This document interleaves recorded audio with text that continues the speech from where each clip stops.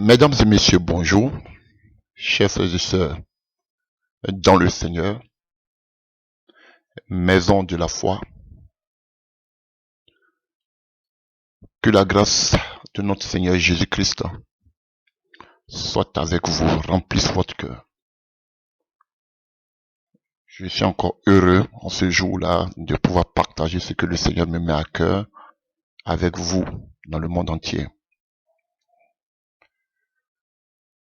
Nous vivons les moments derniers, les temps sont difficiles, alléluia, et il est plus qu'important de redoubler vraiment de discernement, parce qu'aujourd'hui, comme le Seigneur l'avait déjà prédit, averti, l'Église passe dans un moment de turbulence. Et c'est vrai qu'on peut lutter de notre propre chair pour que tout cela s'arrête. Mais ce sont des prédictions déjà de la part du Seigneur qu'il faut que tout cela arrive. Alléluia. Chers frères et sœurs. Et tout cela va s'arrêter seulement qu'avec la venue du Seigneur, lors de son avènement. Lorsque nous allons quitter cette terre. Fortifiez-vous dans votre vie de tous les jours. Ne baissez pas les bras. Tenez ferme. Alléluia. Voilà. Sachant que notre Seigneur et Sauveur vient bientôt, alléluia, nous chercher et nous allons rentrer à la maison. Que le Seigneur vous bénisse. Aujourd'hui, nous voulons encore parler, alléluia, de la souffrance de l'Église. De la souffrance, chers frères et sœurs. Et la souffrance, nous allons en parler. Et je commence aujourd'hui parce que le Seigneur me met à cœur maintenant. La souffrance due à la convoitise du monde. Alléluia. Avant de parler de cela, nous allons voir déjà deux choses. Première des choses, parler de la définition, donner quelques définitions du mot souffrance.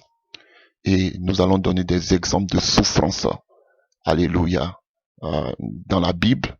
Et nous allons entrer dans le vif du sujet. Alléluia. Voilà. Donc vous-même, vous pouvez faire aussi vos recherches en ce qui concerne la définition de la souffrance. Alléluia. Voilà. Sur des moteurs de recherche. Alléluia. Que vous connaissez.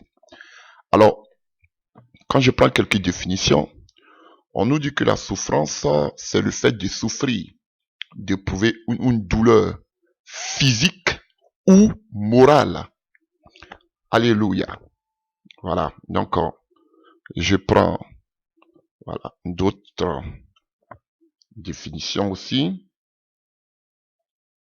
Alléluia. On nous parle de ressentir une douleur physique ou morale. Alléluia. Et les synonymes, c'est l'affliction, le chagrin, la peine, la douleur. Mais il y a une différence entre la douleur et la souffrance. Alléluia. Voilà. Donc, si vous voyez dans toutes les définitions, on nous fera comprendre que la souffrance n'est pas seulement des douleurs physiques, mais c'est aussi des douleurs morales. Voilà.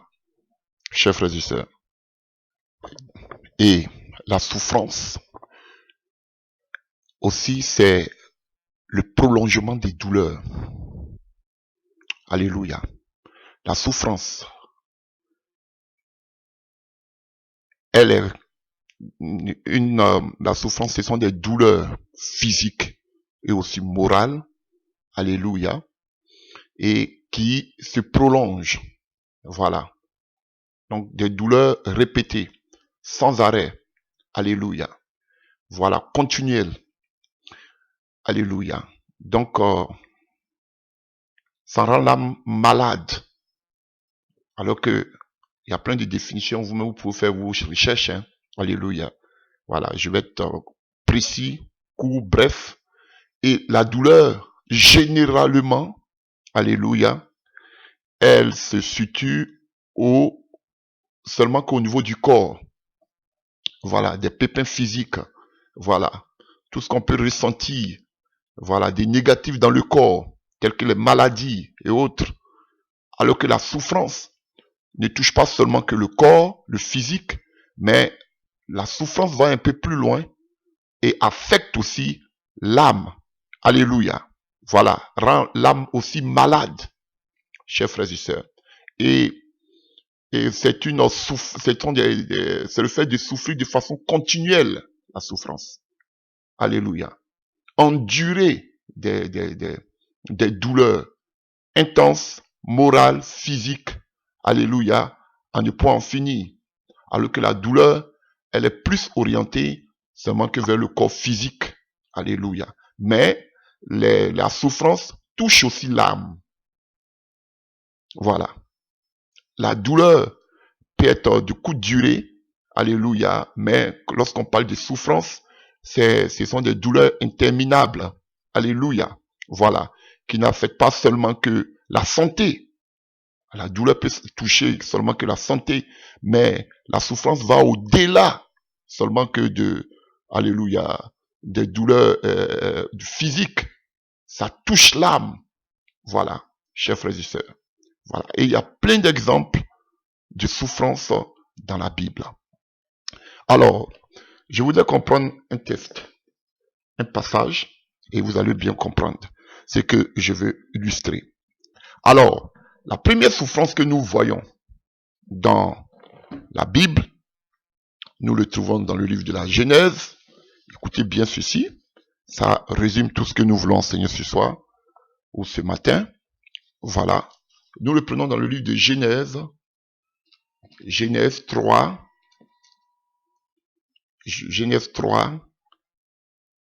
à partir du verset 16. Alléluia. C'est après la désobéissance de la femme. Alors, Genèse 3, à partir du verset 16, nous dit ceci. Dieu dit à la femme, je rendrai tes grossesses très pénibles et tu mettras tes enfants au monde dans la souffrance. Ton désir se portera vers ton mari, mais lui te dominera.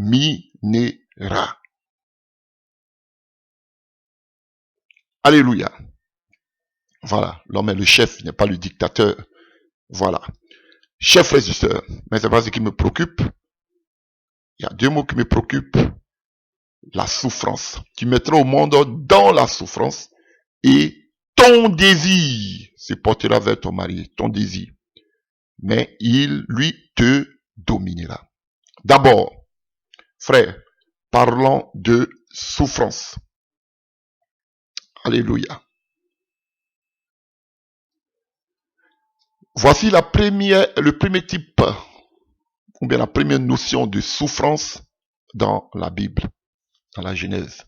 C'est la souffrance, alléluia, des douleurs de l'enfantement. Alléluia.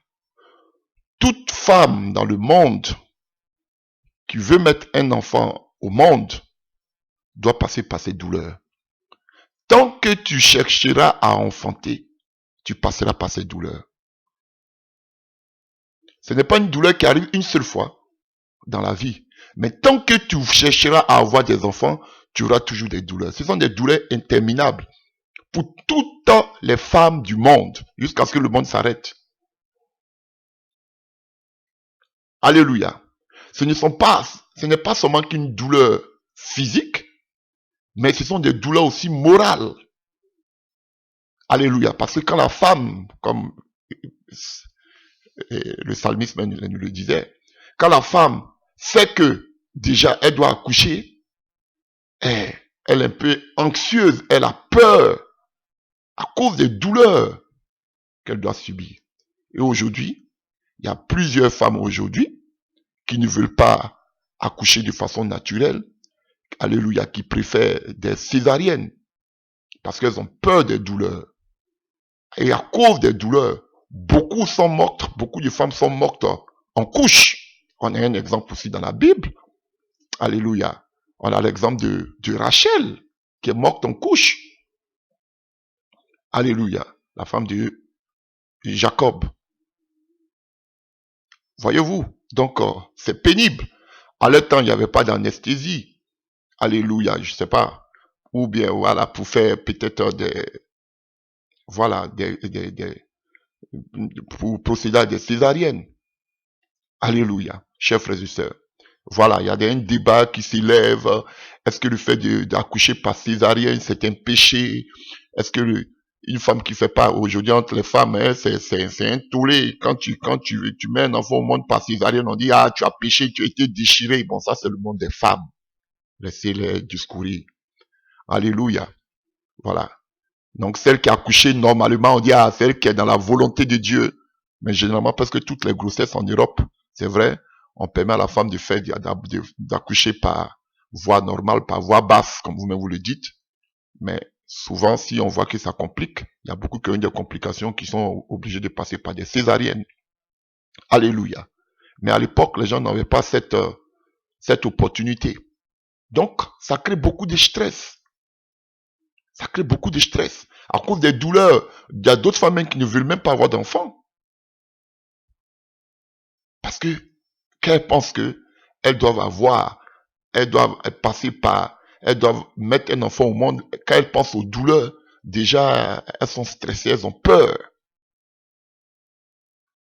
Alléluia. Et tant que tu voudras avoir un enfant, tu seras toujours confronté à ces douleurs. Alléluia. Donc, voici le premier type de souffrance que nous avons, la première mention ou notion de souffrance dans la Bible, c'est les douleurs de l'enfantement.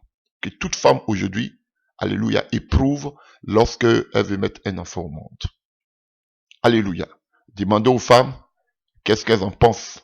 Alléluia, elles sont les mieux placées pour vous parler des souffrances de l'enfantement. Alléluia, chers frères et sœurs. Voilà. Et je dirais ceci aussi. Donc, comme je le disais, ici, ce n'est pas seulement qu'une douleur physique que la femme ressent, mais de façon, elle ressent aussi des douleurs morales, la peur, l'anxiété. Alléluia. Voilà. Donc, comme on le disait, alléluia. La souffrance n'est pas seulement une douleur morale et physique, mais aussi morale. Alléluia. Alors, lorsque nous lisons encore ce passage, la suite nous dit que ton désir se portera vers ton mari, mais il te dominera. Vous voyez?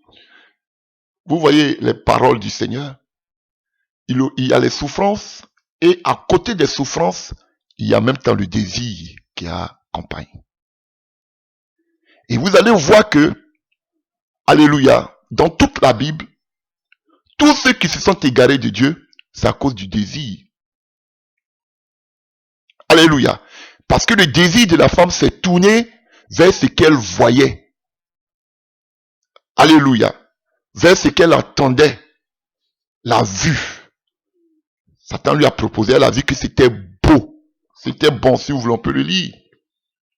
Alléluia. On le voit à partir du verset 6. Alors la femme vit que le fruit de l'arbre était bon à manger, agréable aux yeux, et qu'il était précieux pour ouvrir l'intelligence. Ça, il a dit, vous serez de Dieu, le voyage astral. Alléluia, parce que le monde spirituel existe. Voilà, donc ceux qui font le voyage astral, ils ont la capacité de se promener dans les astres, ils ont la capacité de se promener dans ce monde avec leur âme, ils ont la capacité même de descendre même au séjour des morts, aller voir les morts, comment ça se passe là-bas, tout, voilà. Donc, c'est un autre monde, le monde spirituel. Alléluia. Mais, il y a le monde pur qui ne peut jamais atteindre là-haut. Demandez à tous ceux qui font le voyage astral, bon, ils vont pas vous dire. Peut-être d'autres qui se sont convertis. Ils vont se balader dans les astres, dans le monde. Ils vont descendre même au séjour des morts. Mais ils peuvent pas, leur âme peut pas franchir.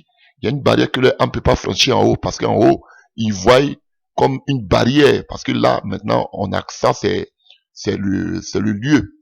C'est le lieu saint. Voilà. Le royaume de Dieu. Ils le savent eux-mêmes. Alléluia. Voilà. Donc, on parle ici des désirs.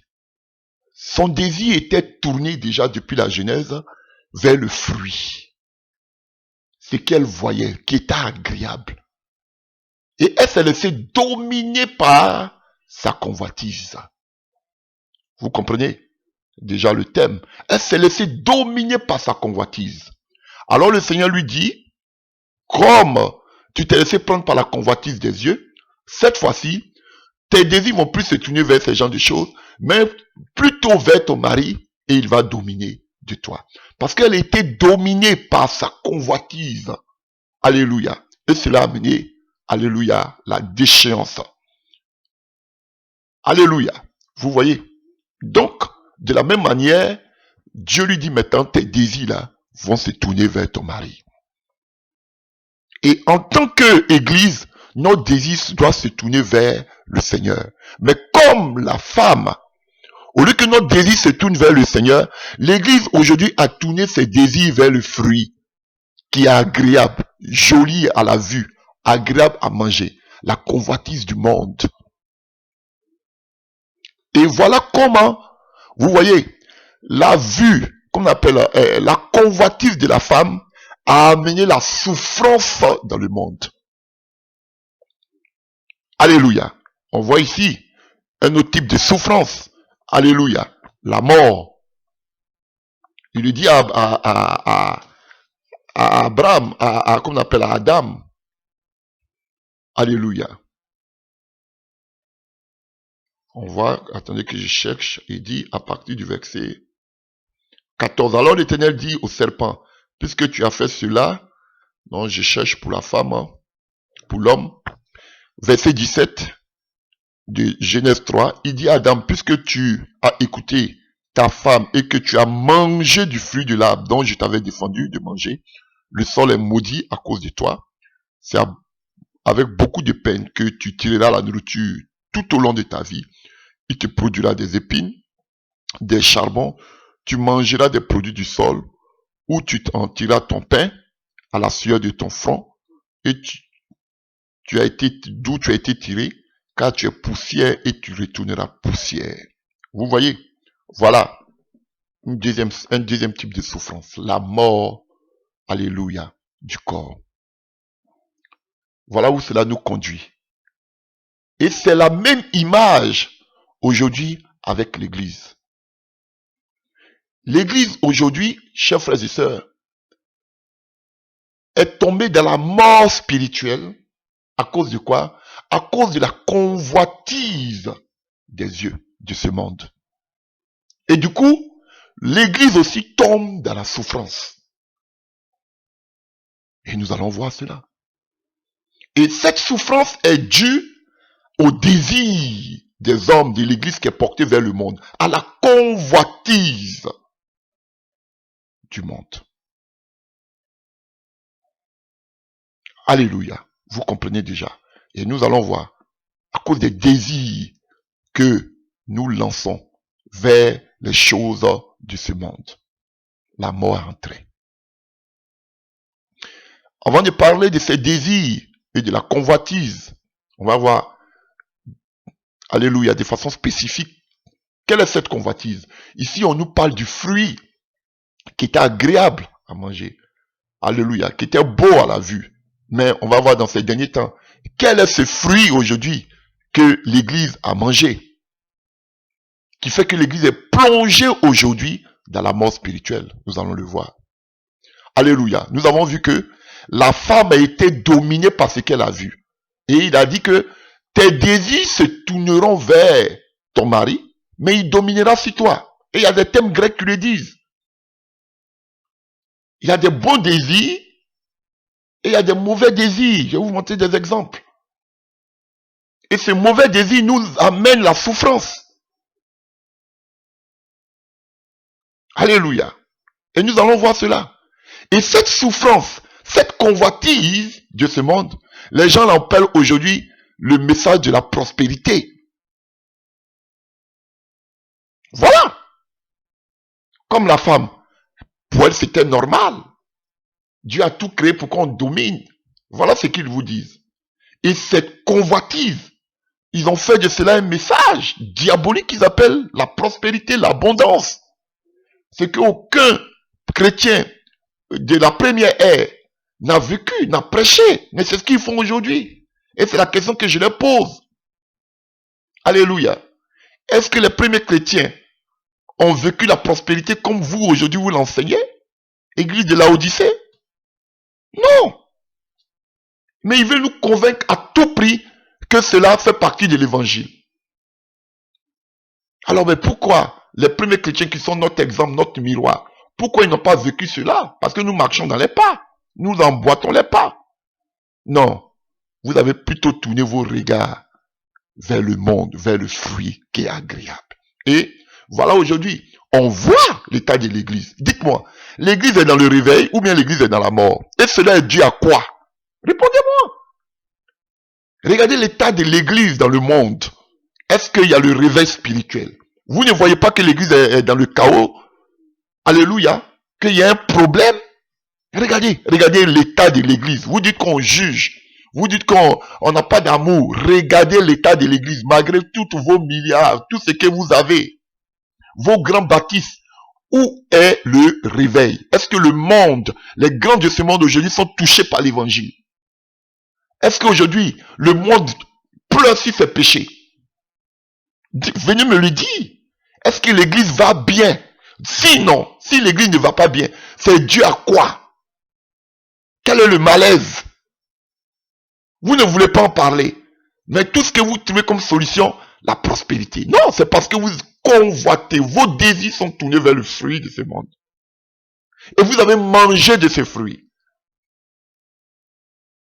Et l'église est plongée dans la souffrance continuelle, la mort spirituelle. Mais vous vous en foutez. Vous vous dites que c'est pas vous qui allez changer toute l'histoire de l'église. Si une personne peut changer l'histoire, peut ne pas changer, mais ajouter sa pierre à l'édifice, comme l'ont fait tous nos prédécesseurs. Aujourd'hui, si nous avons l'évangile, c'est parce que des personnes ont payé le prix. Et nous devons continuer cela. Et nous allons faire des enseignements, ça vous fait beaucoup de bien. Alléluia.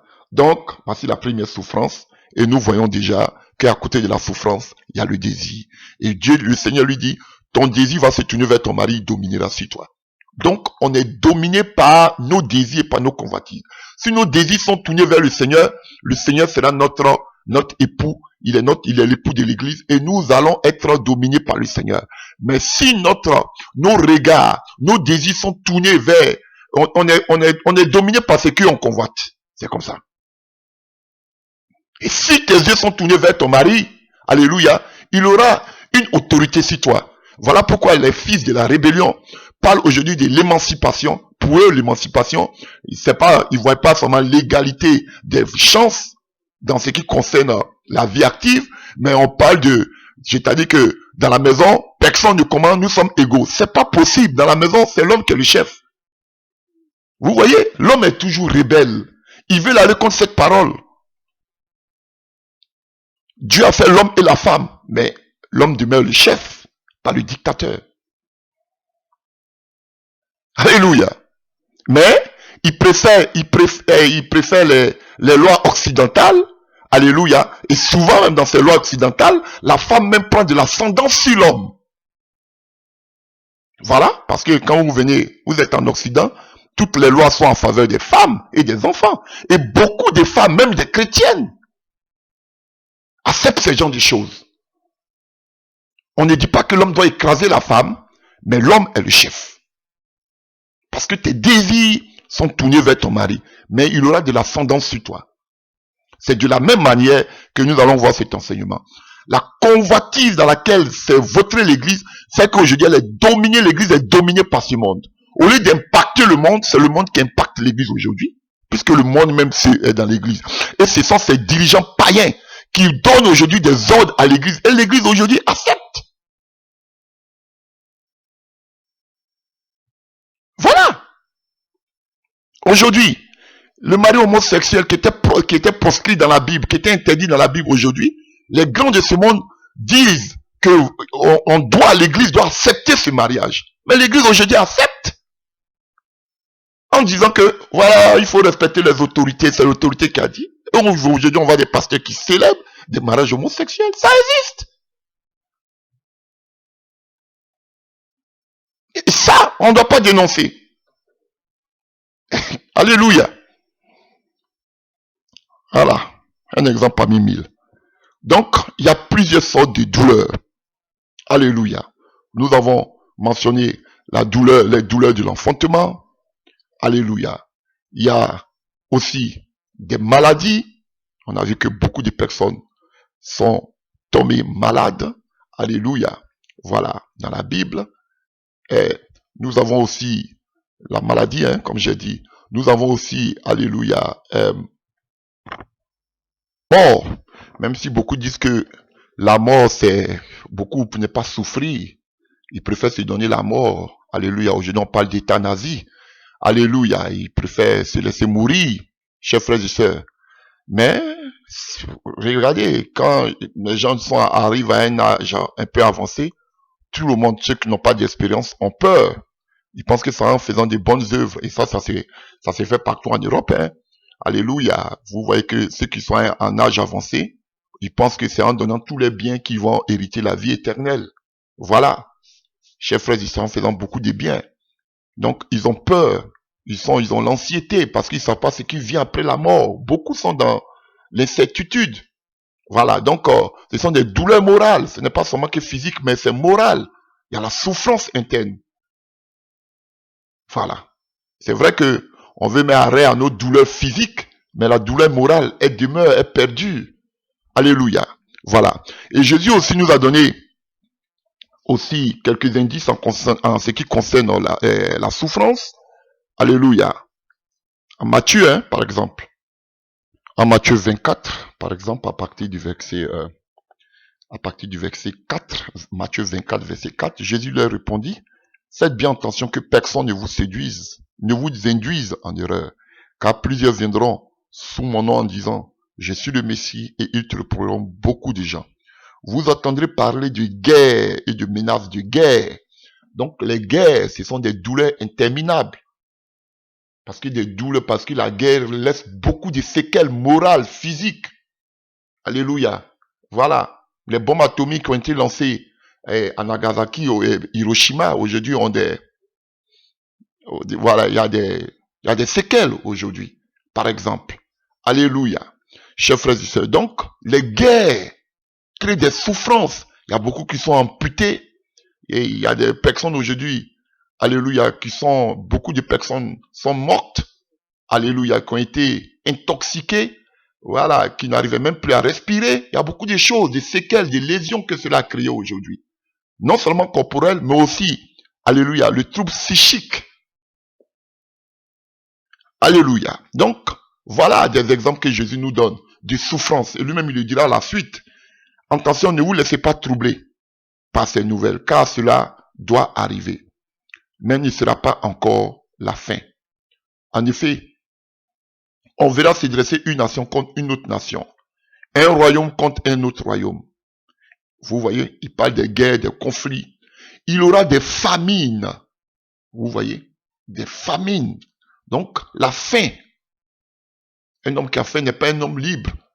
Vous voyez, pourquoi aujourd'hui, on voit un fait d'actualité. On voit beaucoup d'immigration. On voit des personnes qui passent par la Méditerranée dans des bacs de fortune, qui laissent leur vie dans la Méditerranée, dans la mer. Tout ça, c'est pourquoi? C'est pour fuir la famine, la misère, la faim. Alléluia. Donc, ça crée des douleurs morales, des frustrations. Alléluia. Vous voyez, des tremblements de terre. Alléluia. Voilà. En divers lieux. Mais le Seigneur lui dit lui-même, ce seront les premières douleurs de l'enfantement. Vous voyez, chers frères et sœurs, lui-même il parle des douleurs de l'enfantement. Voilà. Donc, il compare tout cela aux douleurs de l'enfantement. Parce que le douleur de l'enfantement, c'est la première douleur mentionnée dans la Bible. Donc, il y a beaucoup de douleurs. Alléluia. En tant que chrétien, le socle de notre foi, c'est la croix. La douleur que Christ a éprouvée, endurée au poteau de la croix. Il y a lui-même, juste après, il parle des persécutions. Alors on vous persécutera, on vous mettra à mort. Alléluia. Voilà. Donc, il y a la persécution qui sont aussi demandés aux premiers chrétiens, aux chrétiens du premier, deuxième siècle. Ils ont souffert le martyre. Paul même dit à Timothée qu'il souffre dans ses chaînes, la prison, qui sont des lieux de torture morale. Alléluia. Quand on t'enferme dans un coin, dans quelques mètres, c'est pas seulement, alléluia, cette torture, c'est pas seulement pour te détruire physiquement, mais c'est pour te détruire physiquement et psychiquement, moralement. Alléluia. Et regardez tous ceux qui sortent de prison, lorsqu'ils sortent de prison, ils changent leur manière de parler. Parce qu'ils savent ce qu'ils ont subi. Alléluia. Voilà. C'est pas seulement physique. Ton corps ne peut être affecté, mais tes pensées et ton moral est affecté. Alléluia. Donc, il y a tous ces gens, alléluia, des douleurs. Alléluia. Alléluia. Et on a vu, concernant la famine, on voit l'histoire de ces deux femmes avec Salomon. Lorsqu'il y avait, même pas seulement Salomon, alléluia, avec, je crois, le prophète Élie ou bien Élisée, qui avait prophétisé, alléluia, voilà. Et il y avait tellement la famine que les gens même mangeaient leurs enfants. C'est horrible. Alléluia, chers frères et sœurs. Et j'ai eu à parler comme ça avec des personnes qui ont vécu un peu la Deuxième Guerre mondiale, qui me disaient comment c'était horrible. C'était des douleurs, des souffrances. Les gens voulaient se donner la mort parce qu'ils ne pouvaient plus supporter, chers frères et sœurs. Voilà. Donc, la pauvreté, alléluia. Voilà. Ça crée vous avez l'histoire de l'enfant prodige qui avait dilapidé tous ses biens. Alléluia. Voilà. Qui était réduit à rien. Vous voyez. Donc, ça créait des problèmes moraux dans sa tête. Des douleurs morales.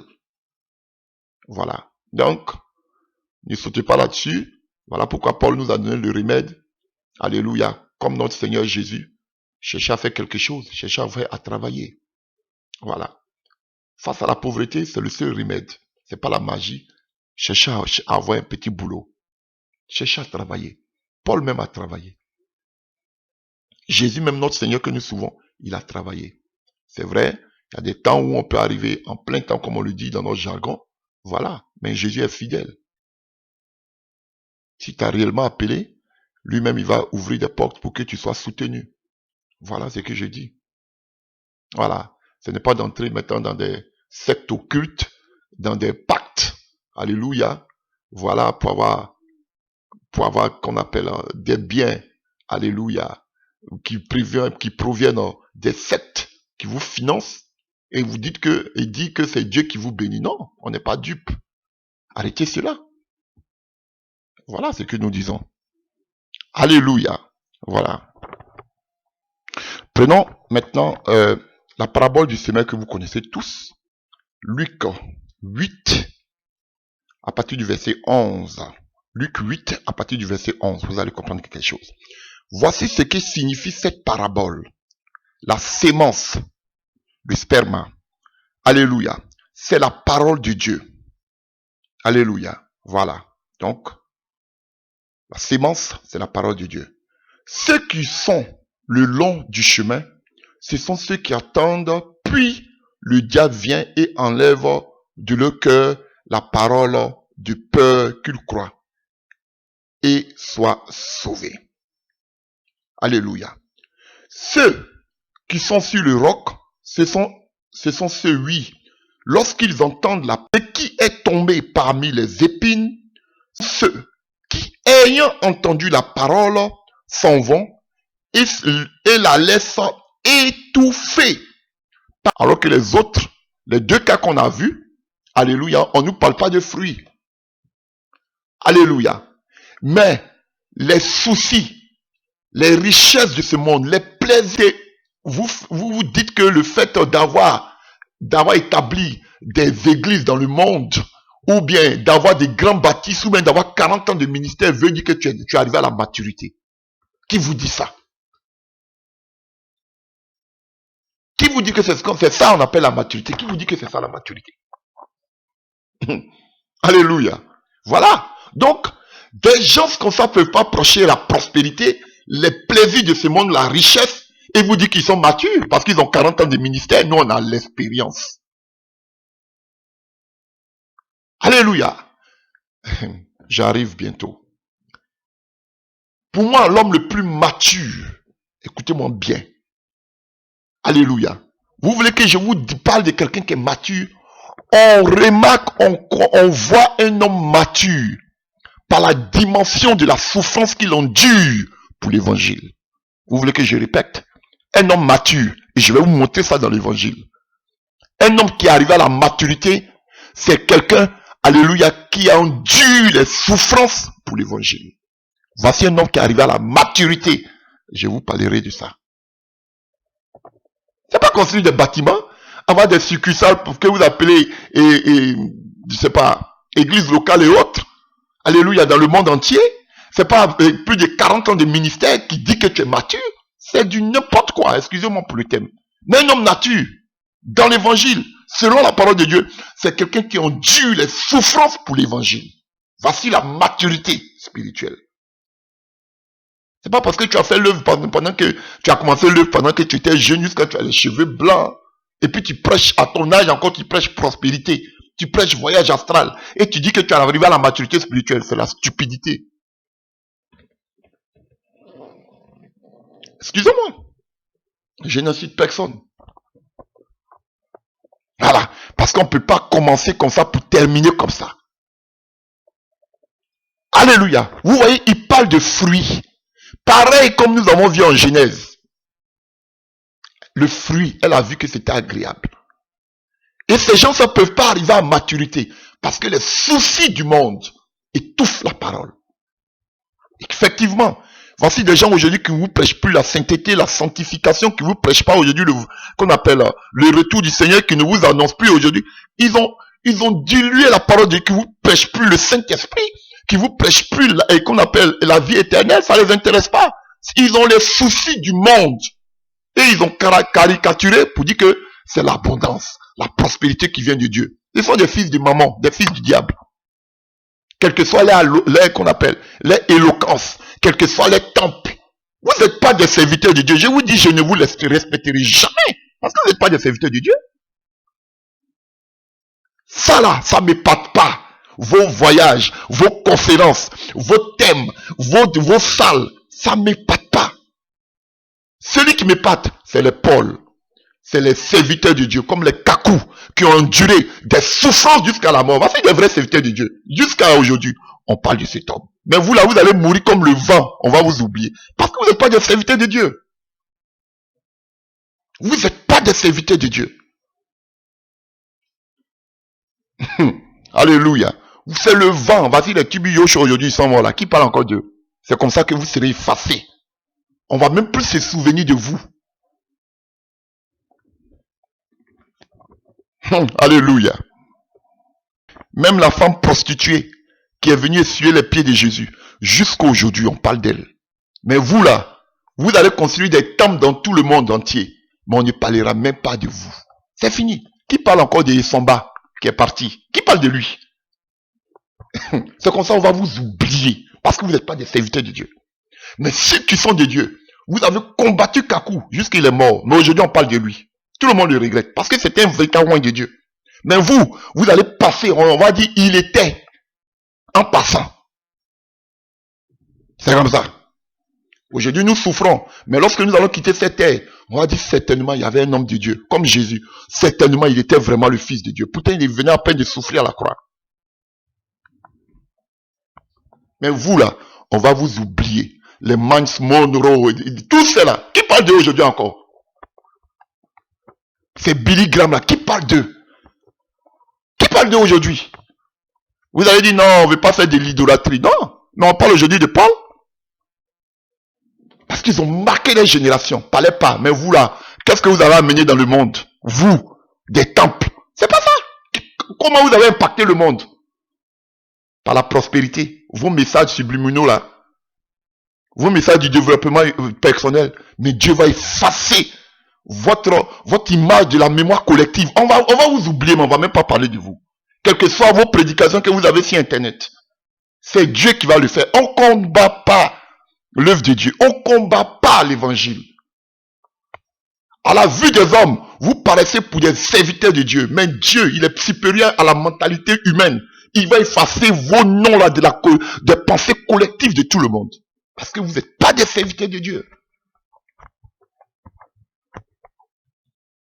Quels que soient vos temples. Voilà. Donc, chers frères et sœurs, revenons à nos messages. Laissons ces faux pasteurs là. Alléluia. Donc, vous voyez, on parle de fruits ici. Ça ne peut pas arriver à la maturité. À cause des soucis du monde. Parce que nos regards, parce que nos désirs sont tournés vers le monde. Et il y a un bel exemple encore dans l'Ancien Testament que Pierre a repris. C'est l'histoire de Lot, le neveu d'Abraham. Alléluia. Lisons Genèse 13 à partir du verset 10. Alors Lot regarda et vit toute la plaine du Jourdain qui s'étendait jusqu'à Tsoar, avant que l'Éternel eût détruit Sodome et Gomorrhe. Elle était comme le jardin de l'Éternel, comme la terre d'Égypte. Lot choisit donc pour lui toute la plaine du Jourdain et il se dirigea vers l'est. Ainsi, ils se séparaient l'un de l'autre. Alléluia, chers frères et sœurs. Alors, maintenant, écoutons ce que Pierre dit. Alléluia. Écoutons ce que Pierre dit dans 1 Pierre 2, à partir du verset 7. Que je cherche rapidement. 1 Pierre 2, à partir du verset 7. 1 Pierre 2. Écoutons, c'est 2 Pierre 2, 2 Pierre 2, 2 Pierre 2, à partir du verset 7. Alléluia.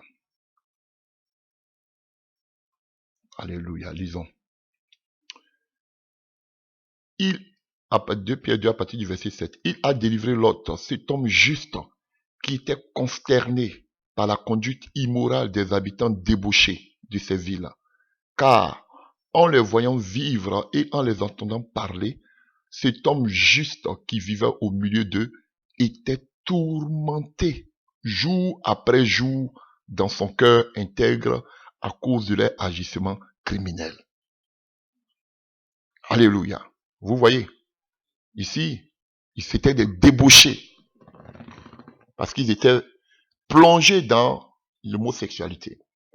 Alléluia, chers frères et sœurs. Et on nous dit que lui qui était juste Lot, il avait mis les regards, il voyait que c'était beau, un jardin de Dieu. Mais lorsqu'il est arrivé là, alléluia, où c'était beau là, il a vu que c'était des débauchés. Et on nous disait quoi? Lui qui était juste, il tourmentait son âme. Dans d'autres versions, on dit que son âme, il tourmentait son âme. Qui parle de l'âme? Alléluia. On parle du psychique. Donc, il avait des souffrances internes. Alléluia. Vous voyez? Je pense qu'ici on parle du cœur. Alléluia. Vous voyez? Donc, il tourmentait. C'était pas une douleur, c'était pas une douleur physique, mais c'était une douleur morale, psychique. Il était tourmenté. Parce que pour lui, il pensait que c'était bien arrosé. Il a vu que c'était un paradis de Dieu sur terre. Voilà. Et il tourmentait son âme. Voilà. Donc, quand on a des désirs vers les choses de ce monde, chers frères et sœurs, c'est sûr qu'on est tourmenté ou on est dominé par ces genres de choses. Et la conclusion de la vie de Lot, vous avez vu tout ce qui est arrivé. Sa femme est devenue statue de sel. On a vu l'insecte dans sa famille. Voilà comment, alléluia, on est détruit, comme on tombe dans le jugement lorsque on a des mauvais désirs. Alléluia, comme Ève et Adam. Alléluia. Voilà. Donc, on va voir maintenant les désirs vers lesquels les regards des chrétiens se tournent. L'église aujourd'hui se tourne. Quels sont ses désirs? On va voir la convoitise, alléluia, dans laquelle c'est vautré, est plongée l'église. Alors, lorsque nous prenons les thèmes grecs qui parlent de désir, on fait allusion à la volonté, alléluia, à l'état maladif qui nous dirige, et on fait généralement allusion, lorsqu'on parle des désirs de façon négative, on parle de la convoitise. Le fait de désirer quelque chose, c'est le fait de convoiter quelque chose.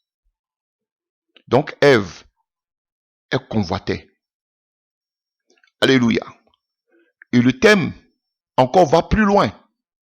Alléluia, chers frères et sœurs. On nous dit désirer, c'est avoir de la passion pour quelque chose. La passion. Alléluia. Et le fait, le thème convoiter, je n'ai pas dit le verbe convoiter, cela, vous le voyez, il se produit fréquemment dans le Nouveau Testament. Convoiter. Le verbe d'envier. Alléluia. Nous allons voir plein de passages tout à l'heure. Donc,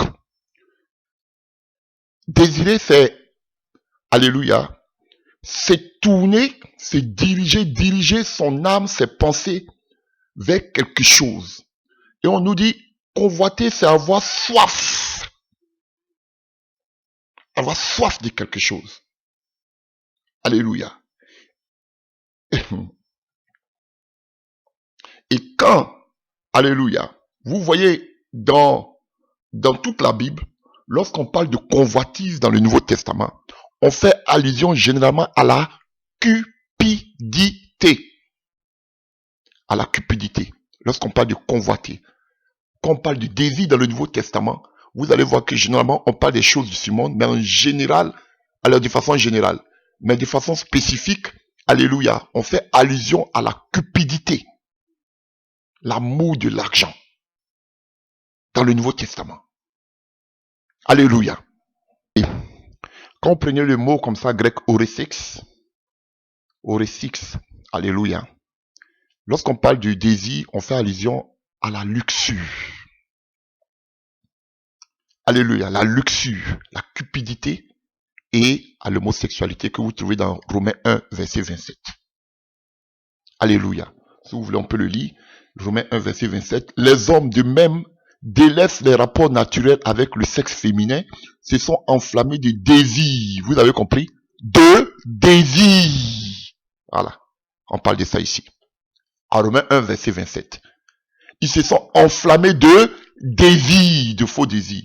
Les uns pour les autres. Et ils ont commis entre hommes des actes honteux et ont reçu en leur personne le salaire que méritait leur égarement. Donc, ils ont fait quoi? Ils se sont enflammés de désirs, les désirs charnels. Homme avec homme, femme avec femme. Alléluia. Donc, Orexis parle de ceci, de l'homosexualité, le lesbianisme, et parle aussi de la luxure, de l'amour de l'argent. Alléluia. Et quelle définition on donne d'Orexis? Alléluia, de ces désirs-là. On dit que, alléluia, ce sont des pièges qu'on t'étend afin de faire quoi? Afin, dans l'intention de t'attirer et de t'attraper. Donc la luxure, l'homosexualité ou autre, ça t'attire pour pouvoir t'attraper. Et tu deviens esclave, comme Ève. Elle était attirée, comme Lot. Il était attiré. Et Ève a été attrapée. Lot a été attrapé. Il mortifiait son corps. Alléluia. Il souffrait éternellement à Sodome et Gomorrhe. Et n'oubliez pas aussi que à Sodome et Gomorrhe, il y avait l'homosexualité. C'est ça, orexis, en grec. Parle de deux choses en matière de désir. Vers l'homosexualité et la luxure. Et c'est ce qu'on trouve aussi comme on appelle en Genèse, alléluia, où elle voit les choses de ce monde, et c'est ce qu'on voit aussi avec Lot, alléluia, à Sodome et Gomorrhe. Vous voyez, chers frères et sœurs, la sodomie, Sodome. Vous comprenez, chers frères et sœurs. Vous voyez, on parle des désirs qui se sont enflammés. Et on nous dit que, alléluia, Orésis, c'est-à-dire la luxure, l'homosexualité, chers frères et sœurs, ça vient vers toi dans le but de t'attraper. Voilà. Donc, on est dominé. Quand tes désirs sont tournés vers quelque chose, ta convoitise, ta volonté, il t'attrape. Comme on a dit, il a dit à la femme, tes désirs se tourneront vers ton mari, mais il dominera sur toi. Tu peux pas dire que, alléluia, que toi tu es prospère et que tu ne sois pas dominé par la prospérité. C'est pas possible. Tu ne peux pas, je sais pas. Vous ne lisez pas le Nouveau Testament, l'Évangile. Jésus dit, tu peux pas suivre 2 maîtres à la fois. Tu ne peux pas avoir maman et avoir Jésus. Vous dites non, on peut avoir Jésus et on peut avoir aussi maman. Parce que ce qu'on a là, c'est Dieu qui nous donne. C'est pas Jésus qui te donne. Jésus était clair.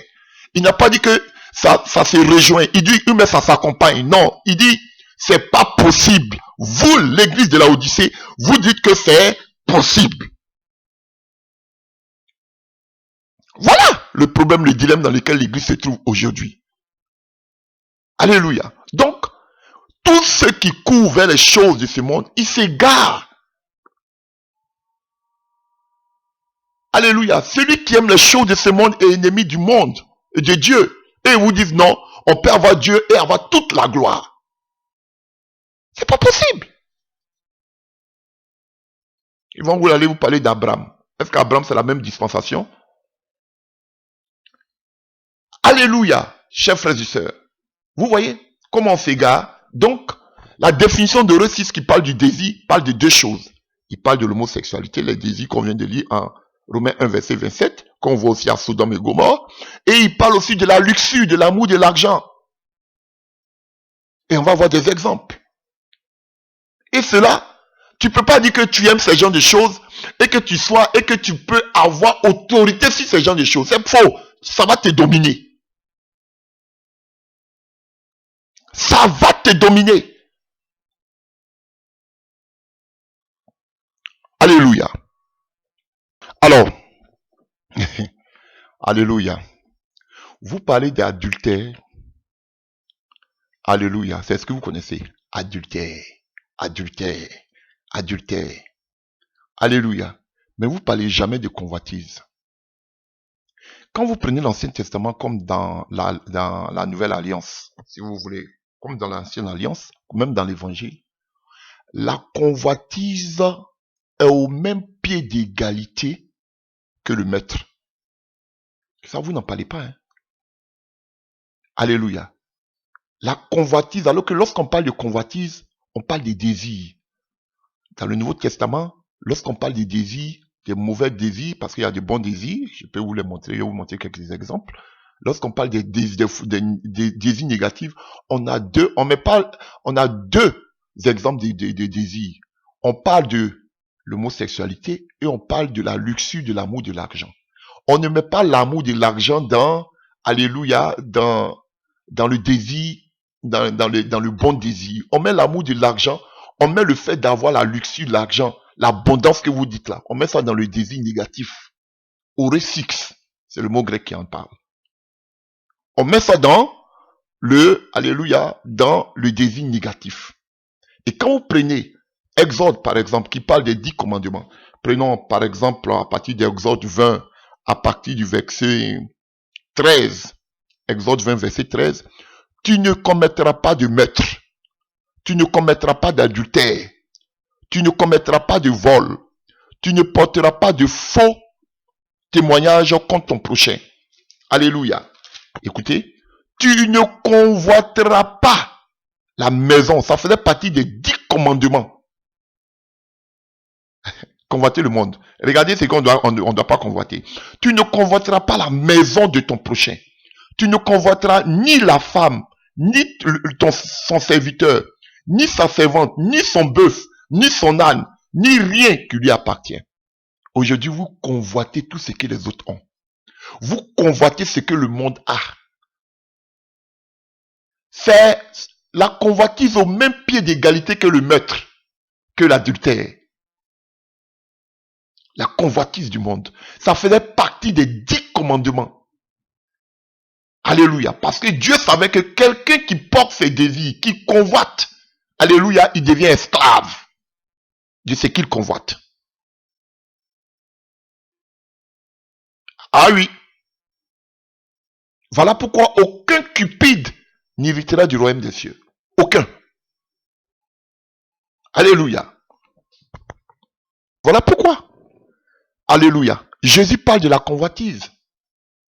Il dit celui qui regarde une femme et la convoite dans son cœur a déjà commis l'adultère. Il reprend cela. Oui, ça c'est la convoitise négative. Ton désir, ta passion. Alléluia. Donc, vous voyez comme je vous disais tantôt, qui parle de rexis dans le Nouveau Testament, qui parle de convoitise, qui parle de désir, c'est tout vers deux choses. Le sexe et la luxure. L'amour des biens de ce monde. Voici les deux points. Lorsqu'on parle de convoitise dans le Nouveau Testament, dans l'Évangile. Alléluia. Prenons Romains 7, à partir du verset 7. Voilà. Romains 7, à partir du verset 7. Et vous voyez aussi ce même passage dans Deutéronome 5, à partir du verset 21. Tu ne porteras pas tes désirs.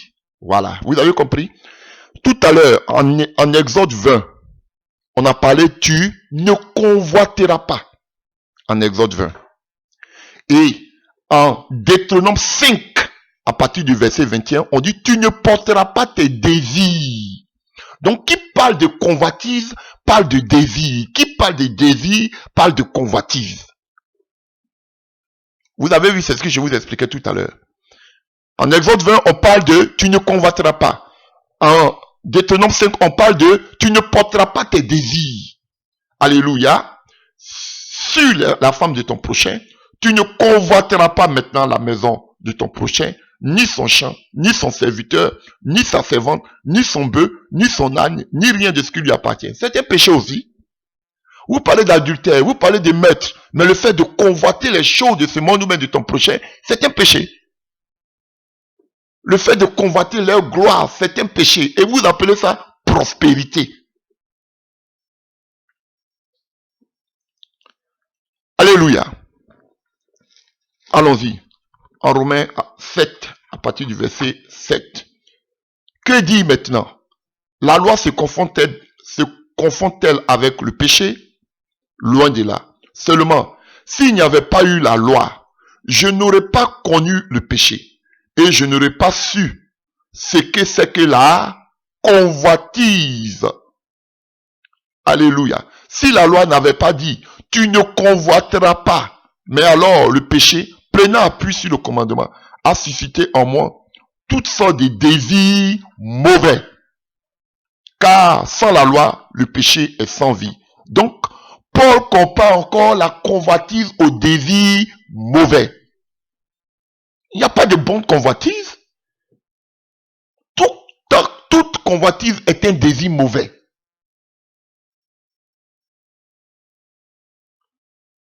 Alléluia. Voilà. Et Jacques va nous répondre que vous convoitez, mais vous ne recevez pas parce que vos désirs sont mauvais. Donc, qui parle de convoitise parle de mauvais désirs. Vous appelez ça prospérité. Vous prenez l'exemple. Vous voyez d'autres personnes, je suis prospère. Ah, je vais être prospère comme l'autre. Mais c'est le péché. C'est le péché. Et ils vont venir vous donner des enseignements. Comment faire pour être riche comme moi? Dieu m'a béni. Vous êtes des fils de maman, voyez. Alléluia. Voyez-vous? Pourtant, Dieu dit, tu ne dois pas convoiter ce qui appartient à autrui. Vous convoitez. Et il est sur le même pied d'égalité que le maître, la convoitise.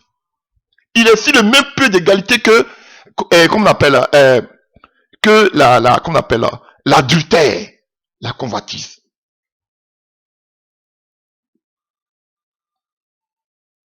Là, tu ne commets pas adultère.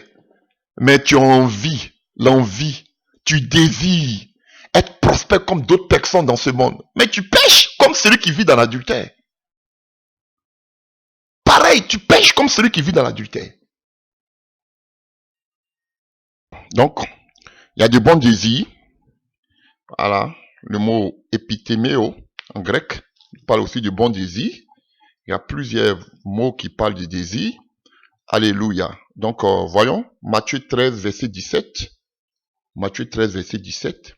Mais heureux sont vos yeux parce qu'ils voient et vos oreilles parce qu'elles entendent. Je vous le dis, en vérité, beaucoup de prophètes et de justes ont désiré voir ce que vous voyez et ils ne l'ont pas vu. Entendre ce que vous entendez et ils ne l'ont pas entendu. Donc, beaucoup attendaient la venue du Messie. Donc, c'était leur désir, leur volonté de voir le Messie. Mais ils n'ont pas eu cette grâce-là, comme nous avons cette grâce.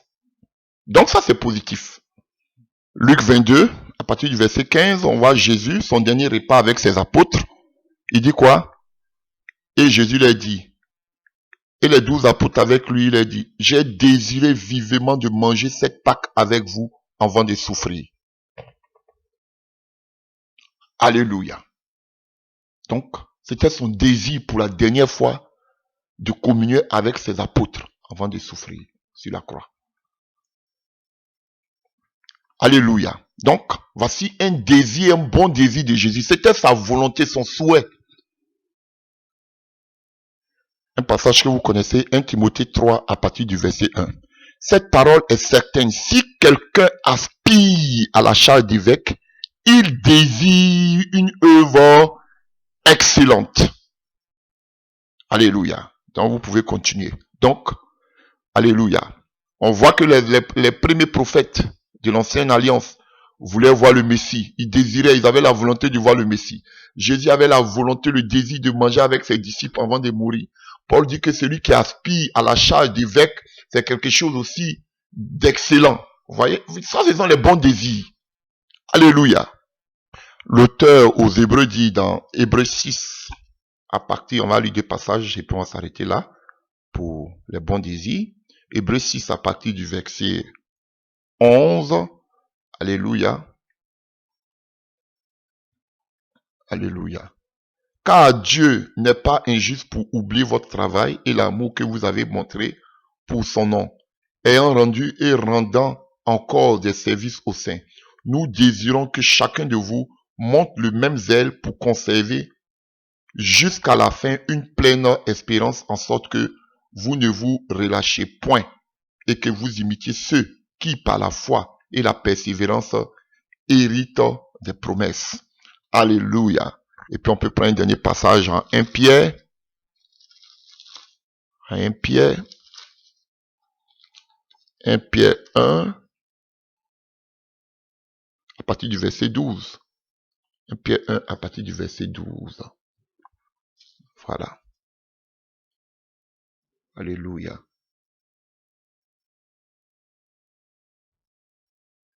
Alléluia. Et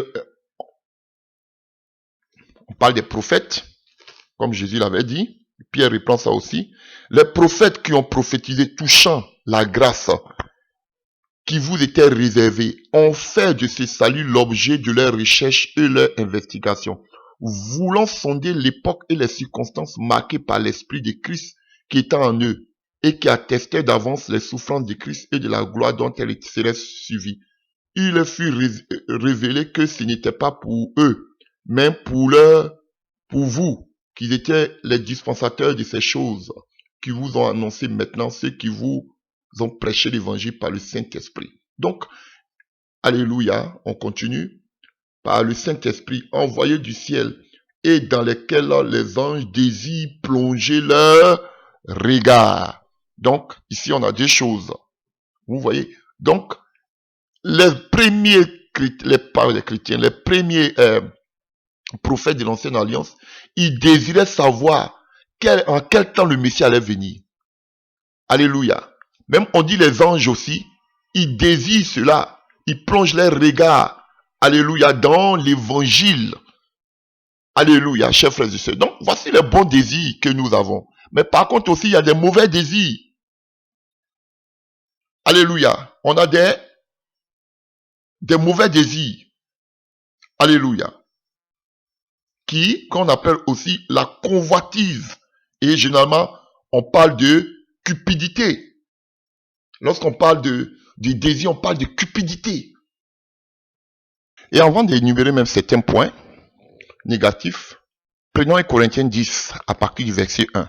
On va comprendre tout le problème du peuple d'Israël dans le désert. Frères, Romains 1 Corinthiens 10 à partir du verset 1. Frères, je ne veux pas que vous ignorez ce que nos pères ont tous été sous la nuée, et qu'ils ont tous passé au travers de la mer, qu'ils ont tous été baptisés en Moïse dans la nuée et dans la mer, qu'ils ont tous mangé le même aliment spirituel, et qu'ils ont tous bu le même breuvage spirituel, car ils buvaient à un rocher spirituel qui les suivait, et ce rocher était Christ. Alléluia, le oint, le Messie, le Mashiach. Mais la plupart d'entre eux, malgré tout cela, ne fut point agréable à Dieu, puisqu'il périt dans le désert. Ils ont tous péri dans le désert. Et pourquoi ils ont péri dans le désert?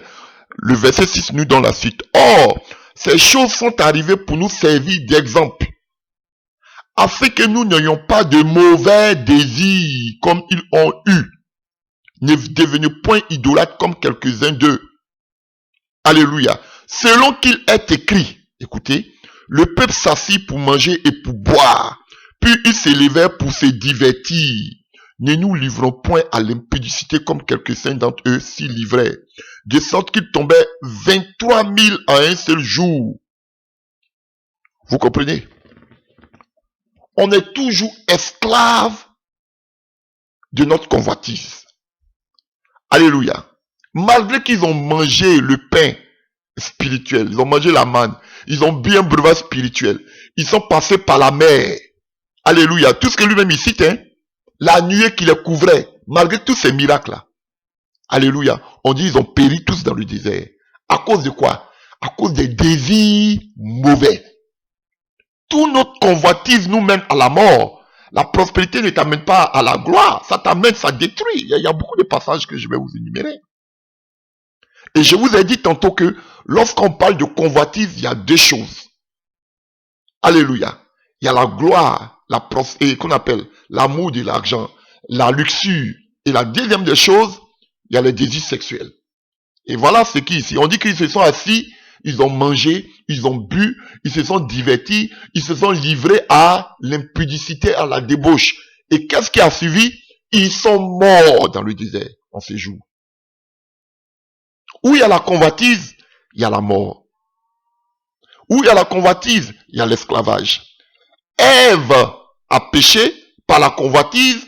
Aujourd'hui, le monde entier est en train de subir ce courroux, cette malédiction. Alléluia. Lot a vu, qu'on appelle Sodome et Gomorrhe, il a vu que c'était un jardin de Dieu par la convoitise. La Bible dit qu'il tourmentait son âme tous les jours. Ah oui, chers frères et sœurs. Donc, où il y a la convoitise, ce sont les mauvais désirs, il y a toujours la mort. Et comme je l'ai dit tantôt, comme elle a porté ses désirs vers ces choses, Dieu lui dit, bon, maintenant, ton désir va se tourner vers ton mari, mais il va dominer sur toi. Là où il y a des désirs, tu es toujours dominé. Si tu as tes désirs vers l'argent, tu seras dominé vers l'argent. Voilà pourquoi Jésus dit, on ne peut pas servir deux maîtres.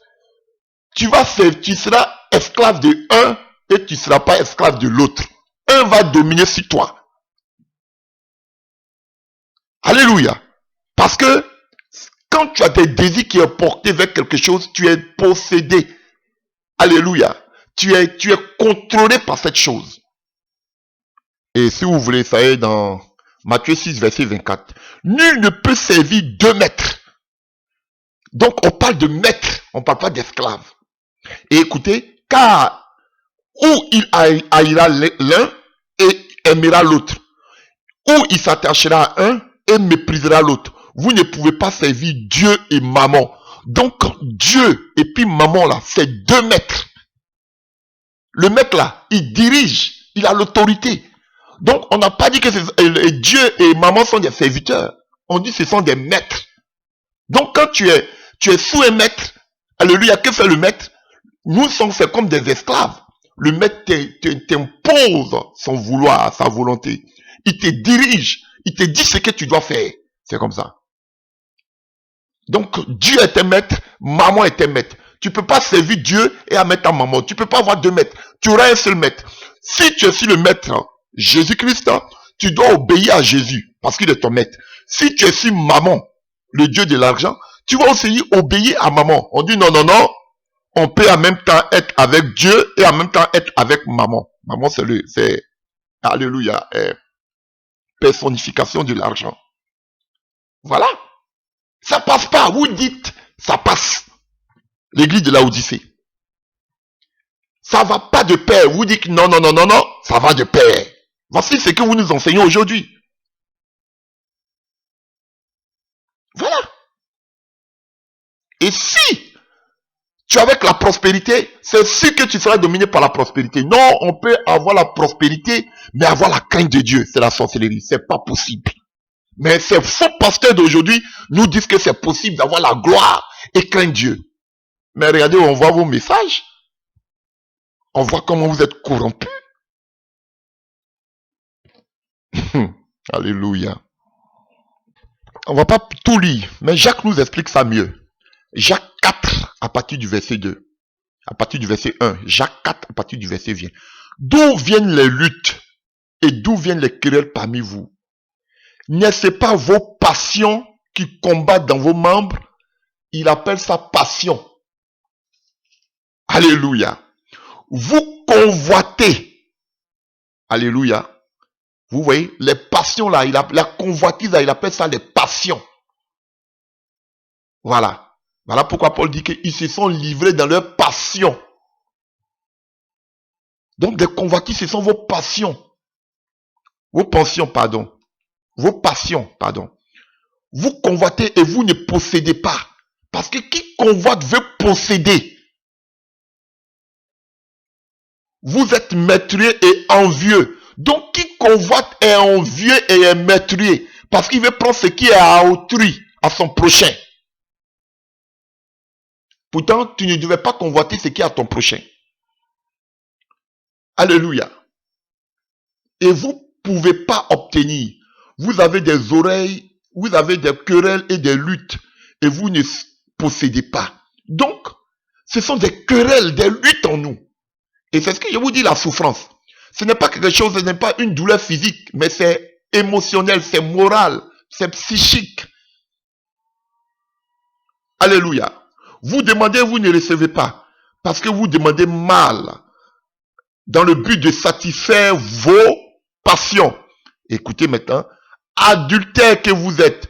Ne savez-vous pas que l'amour du monde est inimitié contre Dieu? Celui qui aime le monde là, il ne peut pas aimer Dieu. Alléluia. Tu ne peux pas suivre deux maîtres à la fois. Vous dites non, on peut aimer le monde, parce que quand on parle du monde, c'est les choses qui sont dans le monde. Et puis servir Dieu. Ce que Paul a, qu'on appelle, ce que Jésus a dit là, c'est ce que Jacques a dit de reprendre. Il dit, vous êtes des adultères. Parce que qui aime le monde, c'est le même pied d'égalité avec l'adultère. Moi, je ne trompe pas ma femme, mais tu aimes le monde, tu es un adultère. Moi, je ne trompe pas mon mari, tu aimes le monde, tu es un adultère, tu es une adultérine. Alléluia. Continuons. Ne savez-vous pas que l'amour du monde est inimitié contre Dieu? Celui donc qui veut être ami du monde sera ennemi de Dieu. Alléluia.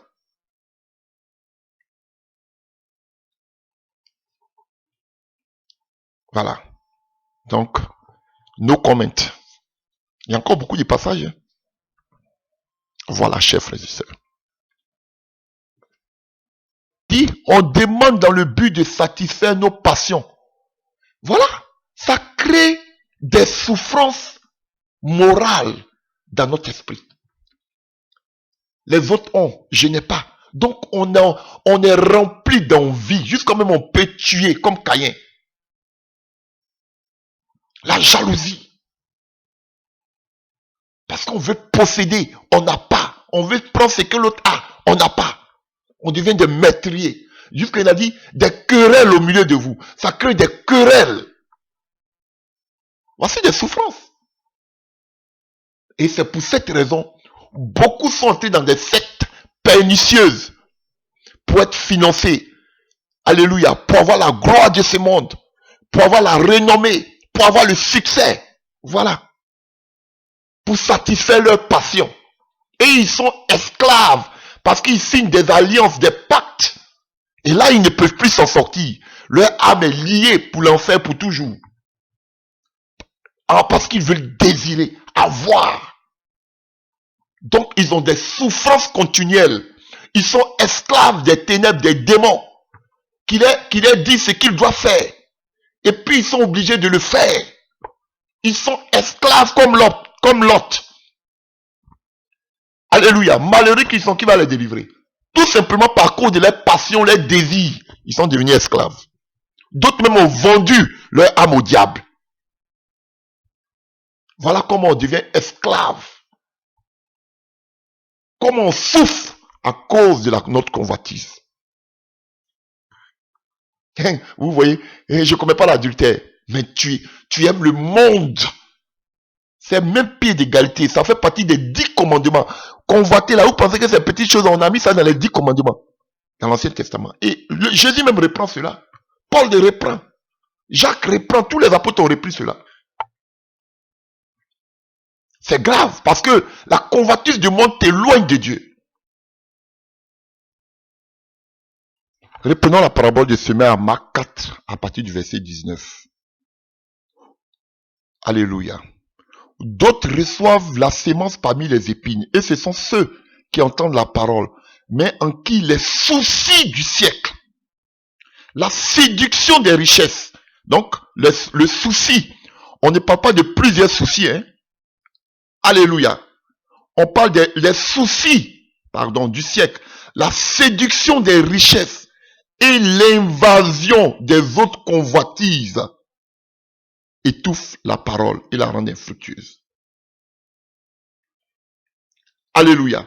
Donc, on parle de convoitise comme étant les soucis du siècle, comme étant la séduction des richesses. Voilà ce que c'est que la convoitise. Et puis on dit que tout cela, ça rend la parole infructueuse. Ça te rend immature. Vous dites non, ça peut passer ensemble avec la parole. Alléluia. Donc, on a dit que lorsqu'on parle des désirs, on parle aussi de la passion. Des mauvaises passions. Des passions. Et pour parler de passion, en grec, c'est pathos. Pathos, c'est ce que vous dites en français, pathétique. C'est pathétique. C'est ça, les passions. Mais c'est pathétique, cela. Ça vient de pathos. Ça parle de la passion. Ça veut dire que c'est honteux. Si vous voulez, déchirant, pitoyable, émouvant. Voilà. Quand vous dites que c'est pathétique. Voilà. Voilà, donc, qui suscite une émotion intense, une douleur, une pitié, horreur, terreur, tristesse. C'est ça qui veut dire pathos. C'est pathétique. Parler de passion. Et on a trois passages seulement qui parlent de cela dans le Nouveau Testament. 3 passages. Pathos. Alléluia. Il apparaît 3 fois dans le Nouveau Testament. On prend d'abord le premier passage dans Colossiens 3, à partir du verset 5. Alléluia. Faites donc mourir les membres qui sont sur la terre, l'impudicité, l'impureté, les passions, les mauvais désirs et la cupidité, qui est une idolâtrie. C'est à cause de ces choses, écoutez bien, que la colère de Dieu vient sur les fils de la rébellion, parmi lesquels vous marchez autrefois lorsque vous viviez dans le péché. Mais maintenant, renoncez à toutes ces choses, à la colère, à l'animosité, ainsi de suite. Donc, on doit renoncer à toutes ces choses. Vous voyez, pour parler des mauvais désirs, des passions, je vous avais dit, il y a des choses. Alléluia. Faites donc mourir les membres qui sont sur la terre, l'impudicité, l'impureté, les passions, les mauvais désirs et la cupidité, l'amour de l'argent, qui est une qu'on appelle, qui est une idolâtrie. Voilà qu'on parle des mauvais désirs, qu'on parle de la convoitise, c'est des choses. L'impudicité, l'impureté, l'adultère, alléluia, la cupidité. Voici ça. Le péché du corps et l'amour des biens, l'amour des choses de ce monde, l'argent. Voici les deux. Vous voyez, c'est ce qu'on appelle les passions. Et ici, c'est le mot pathos en grec qui parle de pathétique. C'est honteux de dire ce qu'ils font.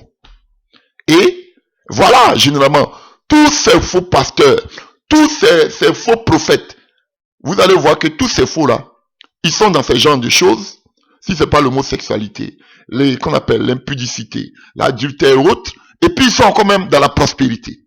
Oh, vous ne pouvez pas les dissocier, ça va de pair. Ça va de pair. Et tout ça, ce sont les mauvaises passions, ce sont les passions. Alléluia. C'est vraiment pathétique. Prenons encore. 1 Thessaloniciens 4 à partir du verset 5.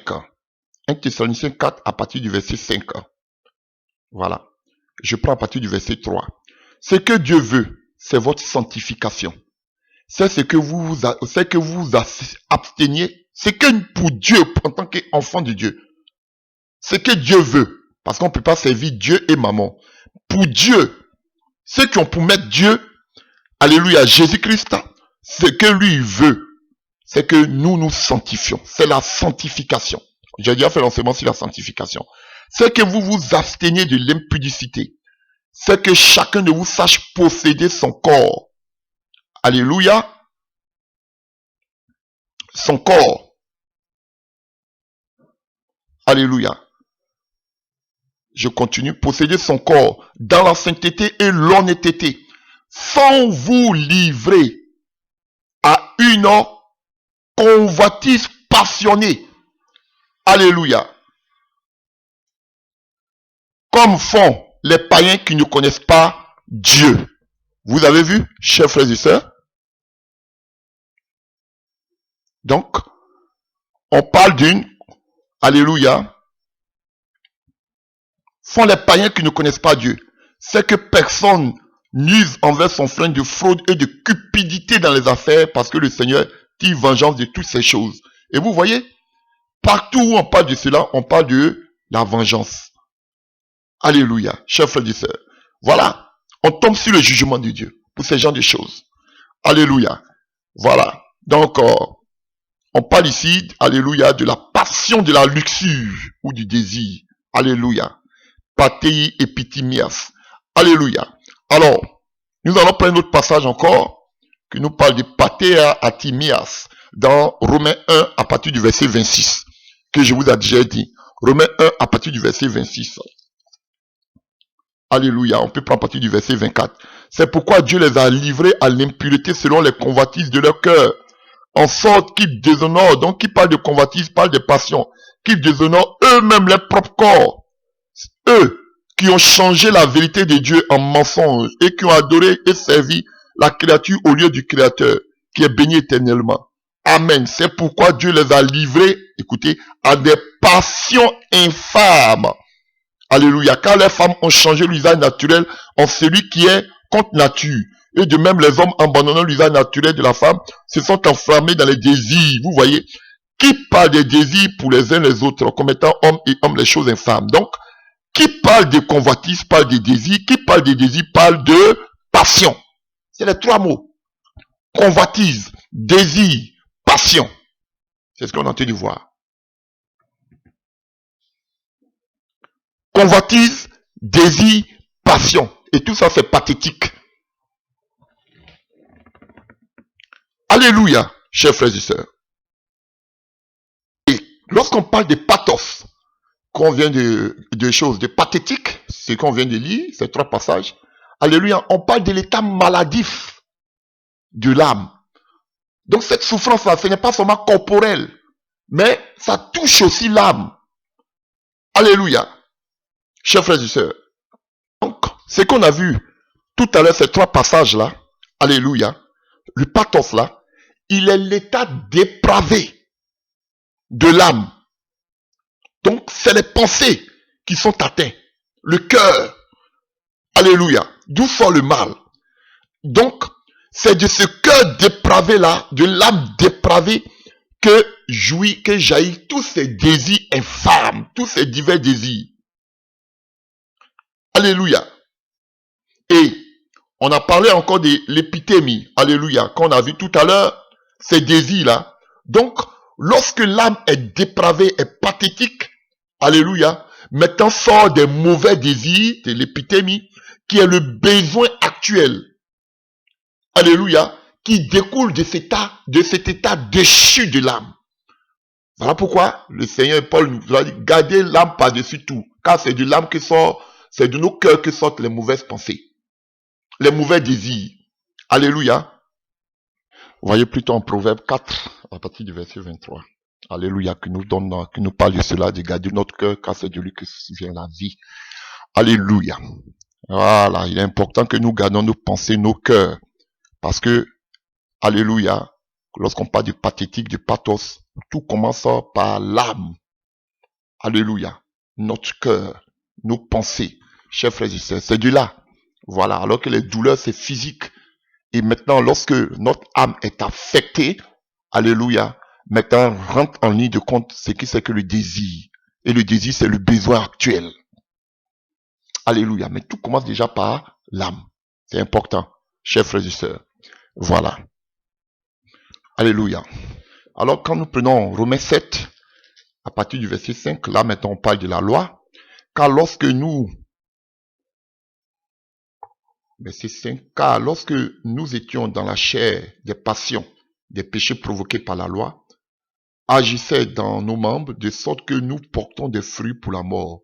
Mais maintenant nous avons été dégagés de la loi, étant morts de cette loi sous laquelle nous étions retenus, de sorte que nous servons d'un esprit nouveau et non selon la lettre qui a vieilli. Chers frères et sœurs, nous ne sommes plus sous la loi. Il y a des gens qui sont passionnés pour la loi. Vous voyez comme les Israélites. Alléluia. On pouvait même te tuer même pour la loi. Ils avaient des passions, c'était des mauvaises passions. Alléluia. Voilà. Donc on n'est plus sur la loi, on n'observe plus la loi. Chers frères et sœurs, cela a vieilli. Alléluia. Chers frères et sœurs. Alors, voyons quelques passages. Maintenant. Alléluia. De ces désirs, de ces personnes. Alléluia. Qui sont contrôlés par leur convoitise. Alléluia. On va voir quelques passages. Voilà, parce que c'est ça notre thème. Voilà. On va voir les avertissements. Et puis je vais vous donner une conclusion. Alléluia. Comment vaincre? Comment ne plus vivre ses passions? Que faut-il faire? Alléluia. Voilà. Donc nous allons prendre un passage que vous connaissez tous. Tous. Nous allons les lire. Voilà. Et nous allons finir. Vous connaissez déjà ce passage. Quand j'ai dit ça, déjà, vous êtes énervé. Apocalypse 3, à partir du verset 16. Alléluia. Écrit à l'ange de l'église de Laodicée. Voici ce qu'il dit celui qui s'appelle Amen, le témoin digne de foi, le véridique, celui qui a précédé à toute la création de Dieu. Je connais ta conduite et je sais que tu n'es ni froid ni bouillant. Ah, si seulement tu étais froid ou bouillant. Mais puisque tu es tiède, donc l'église est tiède, puisque tu n'es ni bouillant, ni froid, ni bouillant, je vais te vomir de ma bouche. Tu dis, je suis riche, j'ai amassé des trésors et je n'ai besoin de rien. Mais tu ne sais pas que, tu ne te rends pas compte que tu es misérable et pitoyable. Voilà. C'est pathétique. Alléluia. Que tu es pauvre, aveugle et nu. Voilà. Pendant que l'église dit, elle s'enrichit, parce qu'on écrit à l'église, elle s'enrichit. Dieu dit non, tu es pitoyable, tu es pathétique, c'est honteux. Tu es nu. Mais eux, ils appellent ça la prospérité. Dieu dit c'est honteux, c'est pathétique. Voilà. Il veut suivre Dieu, Jésus, et il veut suivre maman. Il veut nous faire avaler ce morceau. Non, vous êtes pathétique.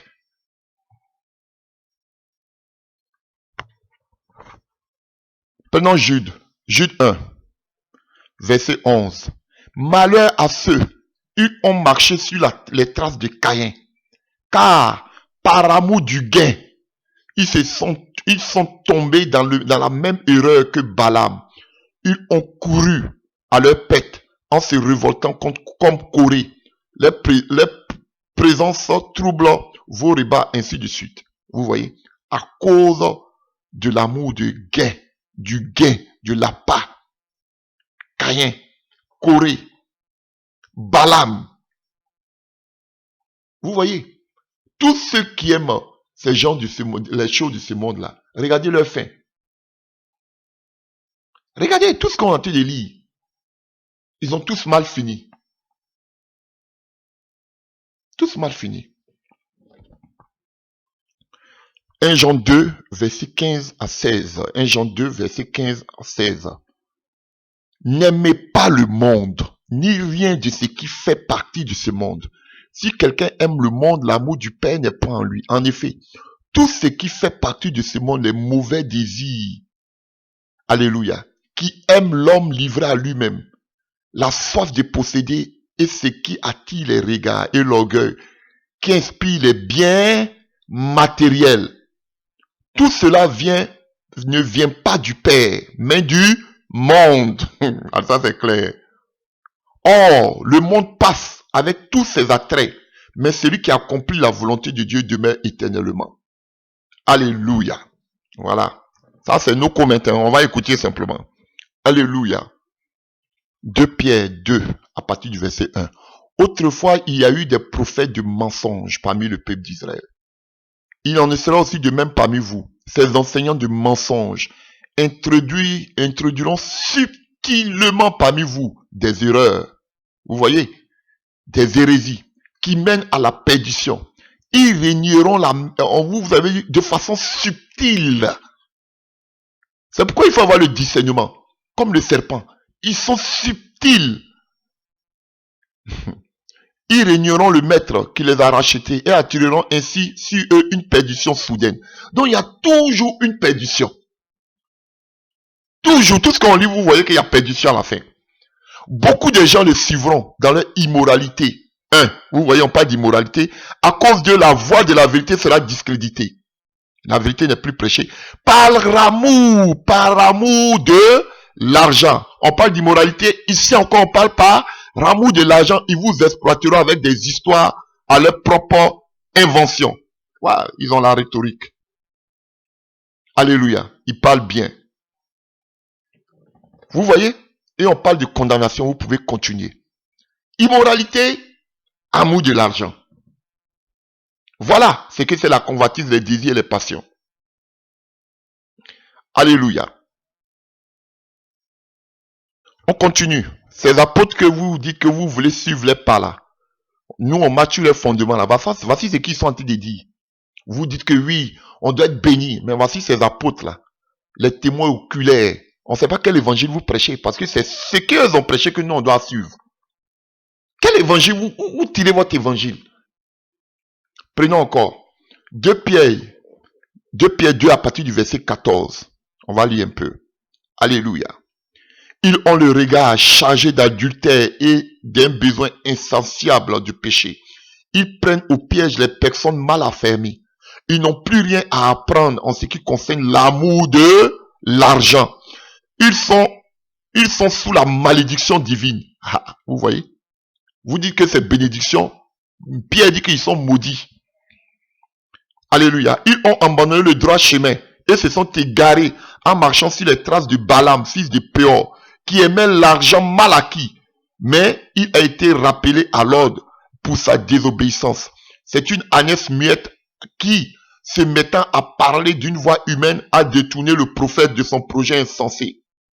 Alléluia. Et continuons. Ces enseignants de mensonges sont comme des sources qui ne donnent pas d'eau, comme des nuages poussés par la tempête. Dieu les a réservé une place dans les ténèbres les plus profonds. Vous voyez encore? À cause de l'argent, Dieu va les envoyer dans les ténèbres les plus profonds. C'est pas moi qui ai dit, hein? Alléluia. Voyez? Avec leurs discours grandiloquents. Voilà, la rhétorique. Ils ont l'aura. Ils savent parler. Le développement personnel. Voilà. Avec leurs discours grandiloquents, mais creux, ils cherchent pour satisfaire leurs désirs tout humains. Vous voyez les désirs tout humains. Appâtés par l'attrait de la sensualité, ceux qui viennent à peine d'échapper du milieu des hommes vivant dans l'erreur. Vous voyez? Il vous donne des belles paroles pour vous quoi? Pour vous appâter comme des poissons. Alléluia. Vous voyez? Parce que,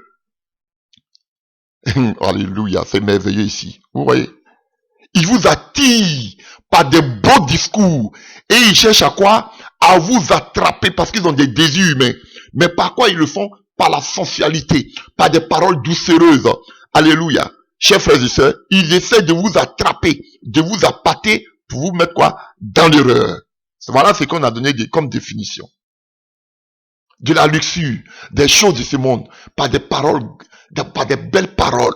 Ils essaient de vous attraper en vous présentant la luxure, alléluia, qu'ils appellent prospérité. Et vous tombez dans un piège. Ils vous mettent dans l'erreur, dans l'égarement. Alléluia. Et ils promettent la liberté.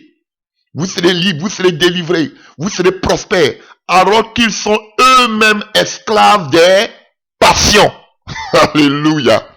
Ils sont possédés, eux qui prêchent la prospérité, et ils veulent vous dire qu'ils veulent vous montrer les chemins, comment faire pour être riche. Pourtant, eux-mêmes, ils sont possédés de l'esprit de maman. Et ils veulent vous montrer comment vous pouvez sortir de votre misère, de la pauvreté. Mon ami, va travailler. C'est la seule solution. Va travailler. Et ils sont dans l'erreur. Ils sont possédés par l'amour de l'argent de ce monde. Des désirs infâmes, tout désir humain. Ils sont dans les passions. Et ils veulent vous libérer de la pauvreté. Va travailler. Avec les paroles grandiloquentes, l'éloquence, l'aura, la rhétorique. Alléluia. Le développement personnel. Ils sont des coachs, des motivateurs. Voici vos prédicateurs d'aujourd'hui. Pour vous conduire dans l'erreur. Alléluia. Alors qu'ils sont eux-mêmes esclaves des passions, comme je vous ai dit. Qui les mènent à la ruine. Car tout homme est esclave de ce qui a triomphé de lui, comme je vous disais. Si après être arraché aux influences corruptrices du monde, par la connaissance qu'ils ont eue de notre Seigneur Sauveur Jésus-Christ, ils se laissent de nouveau prendre et dominer. Vous avez vu? Le Seigneur a dit à la femme, ton mari dominera sur toi. On est dominé par le désir, dominé par elle. Leur dernière condition est pire que la première.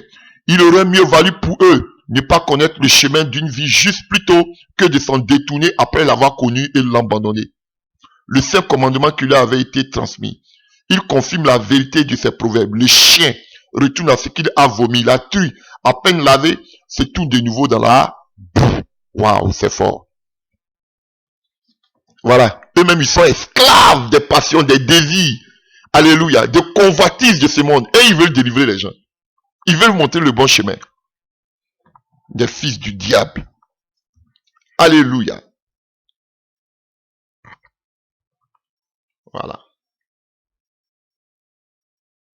Jacques 1. On va lire encore 2-3 passages. Jacques 1.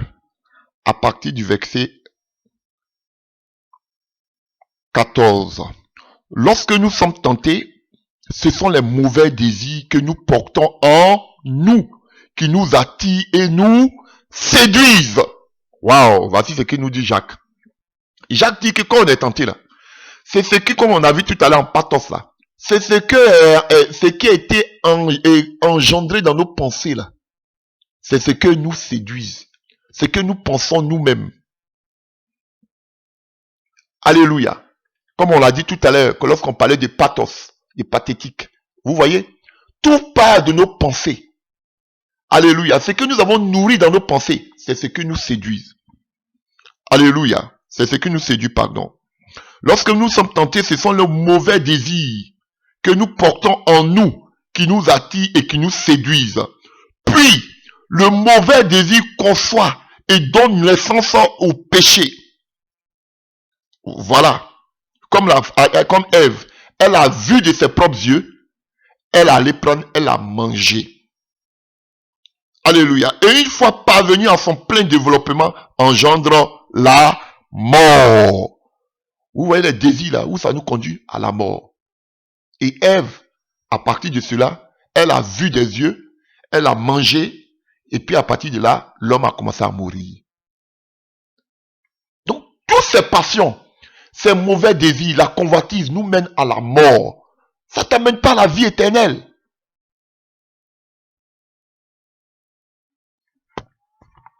Ils appellent ça prospérité. On va dans Timothée. Quand vous prenez même 2 Timothée 4, verset 9, Paul dit que c'est un de ses collaborateurs qu'on appelait Démas l'a abandonné pour les choses de ce monde. Alléluia. Allons-y voir 1 Timothée 6, verset 6 à 11. Alléluia. 1 Timothée 6. Alléluia. La véritable foi en Dieu est en effet une source de richesse quand on sait être content avec ce que on a. On vous dit que vous pouvez avoir dans l'abondance. Paul nous dit que la véritable richesse, c'est de se contenter de ce que nous avons. C'est tout. Alléluia.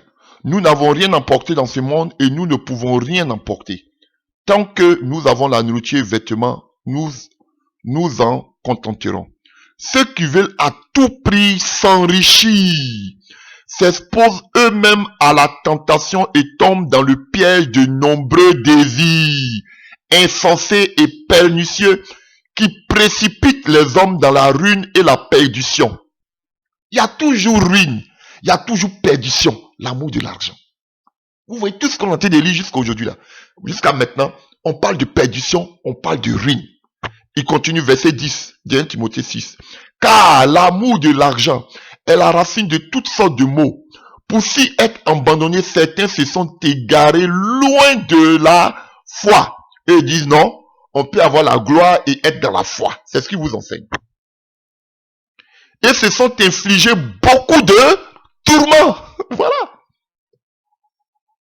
À cause des désirs, de la convoitise, de la passion. Eux-mêmes, ils se sont infligés beaucoup de tourments. Donc, il y a nos souffrances qui sont dues nous-mêmes à nos passions.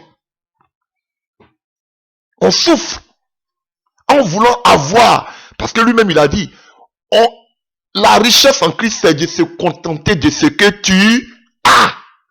Mais quand tu ne veux pas te contenter de ce que tu as, tu vas chercher à t'enrichir. Et en voulant t'enrichir, tu vas te mettre tomber dans beaucoup de problèmes.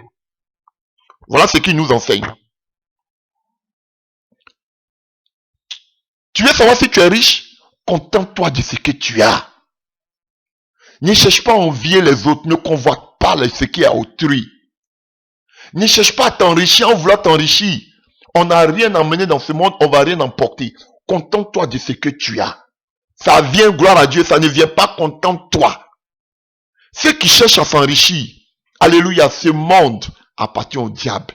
Il a dit à Jésus, prosterne-toi devant moi, je te donnerai toute la gloire de ce monde. La gloire de ce monde lui appartient. On dit non, Jésus est fort que Satan. Jésus même qui est fort que Satan, là, il a dit, ce monde-là, il n'est pas de ce monde. Lui-même, il a dit, tous les disciples, nous sommes voyageurs étrangers. Pourquoi vous voulez faire de cette terre votre monde? Nous ne sommes pas de ce monde. Même Jésus a dit, son royaume n'est pas de ce monde. Vous voyez, c'est parce qu'ils aiment le monde. Il veut vous troubler. Alléluia. Car l'amour de l'argent est la racine de toutes sortes de maux. Pour s'y être abandonnés, certains se sont égarés très loin de la foi et se sont infligés beaucoup de tourments. Alléluia. Mais toi, écoutez, homme de Dieu, écoutez, Fuis toutes ces choses. Ah, et ils sont des hommes de Dieu, ceux-là. Ils vous disent plutôt, aimez la prospérité, aimez l'argent. Paul dit à Timothée, toi, homme de Dieu, s'ils sont vraiment des hommes de Dieu, ils doivent fuir l'amour de ce monde. Ils doivent fuir l'amour de l'argent. Recherche ardemment la droiture, l'attachement à Dieu, la fidélité, l'amour, la persévérance, l'amabilité. Combat le bon combat de la foi. Saisis la vie éternelle. Voici un homme de Dieu qui parle. Oh, j'ai la chair de poule. Que Dieu t'a appelé à connaître et au sujet de laquelle tu as fait cette belle profession de foi en présence de nombreux témoins. Je t'adjure, solennellement devant Dieu, source de toute vie, et devant Jésus-Christ. J'ai dit ce qu'on veut. Jésus-Christ, qui a rendu témoignage devant Ponce Pilate par une belle profession de foi. Observe ce commandement en restant pur et irréprochable jusqu'à l'apparition de notre Seigneur Jésus-Christ que Dieu suscitera au moment fixé. Alléluia. Voilà. Nous, on est de là-haut. Ce sont ceux qui sont de la terre là qui cherchent à s'enrichir. Nous, on se contente de ce que Dieu nous donne. Voici notre richesse. C'est ce que Paul nous dit. Alléluia. Alléluia. Maintenant, nous sommes à la fin de cet enseignement. Je vais vous donner maintenant la solution pour conclure. 2 passages. Je ne vais pas prendre beaucoup de passages. Le premier passage, nous le voyons en Hébreux 11. Alléluia. À partir du verset 13 à 16. Ça, c'est le premier passage. Maintenant, j'ai parlé de tout ça. Que faut-il faire? C'est ce que je vais vous donner. Hébreux 11 à partir du verset 13 à 16. C'est dans la foi que tous ces gens sont morts sans avoir reçu ce qui leur a été promis. Mais ils l'ont vu et salué de loin. Et ils ont reconnu qu'ils étaient eux-mêmes étrangers et voyageurs sur la terre. Frères, sœurs, comme Paul l'a dit tout à l'heure, allez, on n'a rien à porter sur cette heure, on va pas partir avec quelque chose. Nous sommes étrangers et voyageurs sur la terre. C'est la première chose que tu dois te mettre dans l'esprit, dans l'âme. Alléluia. Ceux qui parlent ainsi montrent clairement qu'ils recherchent une patrie. En effet, s'ils avaient eu la nostalgie de celle dont ils étaient sortis, ils auraient eu l'occasion d'y retourner. Ça veut dire ce monde. En fait, c'est une meilleure patrie qu'ils désirent. Vous avez vu le désir ici. Eux, leur désir n'est pas tourné vers ce monde, mais eux, leur désir est tourné vers une meilleure patrie. Et on va dire, quelle est cette patrie? Alléluia. En fait, verset 16 de Hébreux 11, en fait, c'est une meilleure patrie qu'ils désirent. C'est-à-dire la patrie céleste. Nous, nos désirs là, dans nos têtes, dans nos pensées, nous sommes voyageurs et étrangers sur la terre. Je n'ai rien à foutre avec les choses de ce monde, la richesse de ce monde. Je me contente de ce que j'ai, parce que je suis étranger et voyageur sur terre. Alléluia. Je désire une seule chose. Alléluia. Je désire une seule chose. Je désire, alléluia, la patrie céleste. Je ne désire pas la gloire de ce monde, les richesses de ce monde, mais je désire une seule chose, la patrie céleste. Alléluia. Ainsi, ces gens-là qui désirent la patrie céleste, aussi Dieu n'a pas honte d'être appelé leur Dieu. Et il les a préparé une cité. Waouh. Alléluia. Toi, ton désir, ça doit pas être la gloire de ce monde. Ton désir, ça doit être la cité céleste. Alléluia. Comme tous ceux qui sont morts, alléluia, ils acceptaient de mourir pour le Christ parce qu'ils se disaient qu'ils étaient voyageurs et étrangers sur la terre. Ils n'ont rien amené, ils vont pas partir avec quelque chose. Alléluia. Mais ils savent que eux, ils ont un seul désir, une seule passion. Alléluia. C'est la patrie céleste. Alléluia. Voilà comment tu dois, voilà le genre de, voilà ta pensée, ce qui doit te motiver tous les jours. Je sais que dans toutes les épreuves, Je suis voyageur et étranger sur cette terre. Je fais partie de la cité céleste. Alléluia. Qu'est-ce que les choses de ce monde vont te dire? Parce que toi, tu penses là-haut. Affectionnez-vous aux choses d'en haut et ne seules à celles qui sont en bas. Alléluia. Et je te donne la deuxième solution. Alléluia. Alléluia. Et pour finir, vous allez me dire, oui, c'est vrai, on est sauvé, mais comment on fait? C'est difficile. Je te donne une autre solution. Galates 5, à partir du verset, alléluia, 24. Voilà. Vous voyez, vous prenez même à partir Galates 5, verset 19, il cite toutes les œuvres de la chair. Toutes les œuvres de la chair sont citées ici. Voilà. Et ce qui me préoccupe, c'est à partir du verset 24. Ceux qui sont en Jésus-Christ ont crucifié la chair. Dans d'autres versions, on dit ceux qui appartiennent en Jésus-Christ ont crucifié l'homme livré à lui-même. L'homme livré à lui-même, c'est la chair. Alléluia. A crucifié la chair avec ses passions et ses désirs. Vous voyez? Où on parle de désirs, on parle de passion. On parle de convoitise. Et tout commence d'abord dans la tête. Dans l'âme. Alléluia. Chers frères et sœurs, vous voyez, les passions et les désirs, ça nous enflamme d'abord dedans de nous, et cela maintenant, les désirs, c'est le besoin actuel.